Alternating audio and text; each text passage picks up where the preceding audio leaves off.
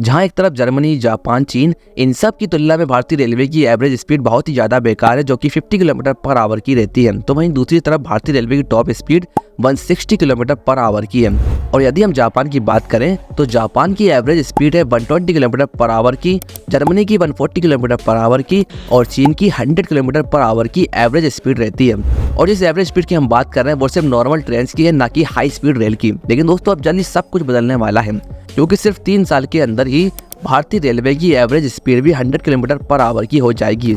इसके लिए हमें सिर्फ 2 ही चीज़ों की ज़रूरत है और हमारे पास अभी सारी टेक्नोलॉजी है और कुछ भी बाहर से लाने की ज़रूरत नहीं है। हमें बस ज़रूरत है इस टेक्नोलॉजी में इम्प्लीमेंट करने की। तो इसमें पहली चीज़ है फेंसिंग और दूसरी है कवच सिस्टम का इंस्टॉलेशन।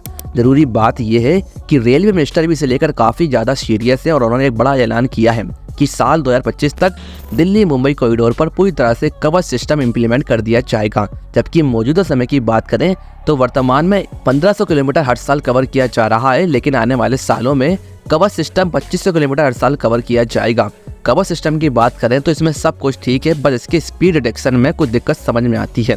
भारत में जो कवच सिस्टम है वो 160 किलोमीटर पर आवर की स्पीड को सपोर्ट करता है। और यदि हम जर्मनी की बात करें तो ये लोग LZB सिस्टम यूज़ करते हैं, जो कवच सिस्टम की तरह ही पूरा ऑटोमेटिक है, लेकिन ये हाई स्पीड रेल को सपोर्ट करता है, जो कि 250 किलोमीटर पर आवर की रहती है। जबकि जापान में ATP सिस्टम यूज़ किया जाता है, जो 270 किलोमीटर पर आवर की स्पीड को सपोर्ट करता है। और यहाँ पर चीन CTCS3 सिस्टम यूज़ करता है अपनी नॉर्मल ट्रेन के लिए, जो 200 किलोमीटर पर आवर की स्पीड के लिए बना है। तो ऐसे में भारतीय रेलवे को भी कवच 2.0 जैसा एक नया सिस्टम तैयार करना चाहिए, जो कि 250 किलोमीटर प्रति घंटे की स्पीड को सपोर्ट कर सके।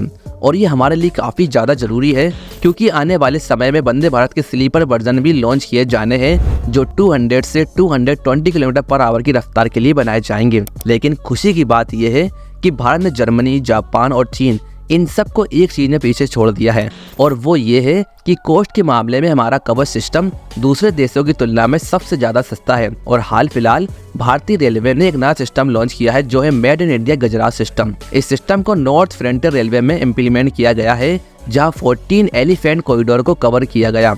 ये सिस्टम 99.5% एरर फ्री सिस्टम है, जो प्रेशर वेव छोड़ता है। आमतौर पर ये ऐसे वेव्स छोड़ता है जिससे एलिफेंट डिडक्ट हो जाता है और ट्रेन 200 मीटर्स पर ही रुक जाएगी।